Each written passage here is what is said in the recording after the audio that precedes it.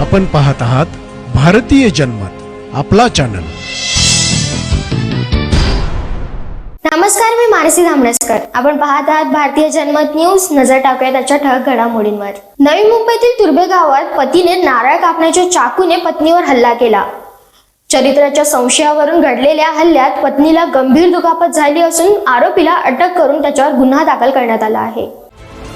नवी मुंबईतील APMC police ठाण्याच्या हद्दीत एका पतीने आपल्या पत्नीवर प्राणघातक हल्ला केल्याची धक्कादायक घटना समोर आली आहे। आरोपी मोहम्मद जाकीर हुसेन शेख यांनी आपल्या पत्नी सायमा बीवी हिच्यावर नारळ कापण्याच्या चाकूने वार करून तिला गंभीर दुखापत केली। ही घटना 25 ऑगस्ट रोजी सकाळी 10:30च्या सुमारास घडली। तुर्भे गावातील नाना हॉटेल जवळ ही घटना घडली। आरोपीने आपल्या पत्नीवर चारित्र्याच्या संशयावरून शिवीगाळ करत तिच्यावर प्राणघातक हल्ला केला।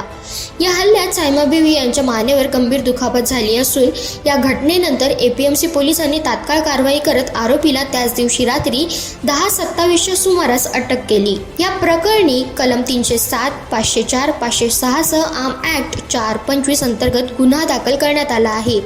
प्राथमिक तपास अधिकारी सहाय्यक पोलीस निरीक्षक अशोक डमाळे या प्रकरणाचा तपास करत आहेत। या घटनेने परिसरात खळबळ माजली असून पोलिसांनी आरोपीला न्यायालयात हजर करून पुढील तपास सुरू केला आहे।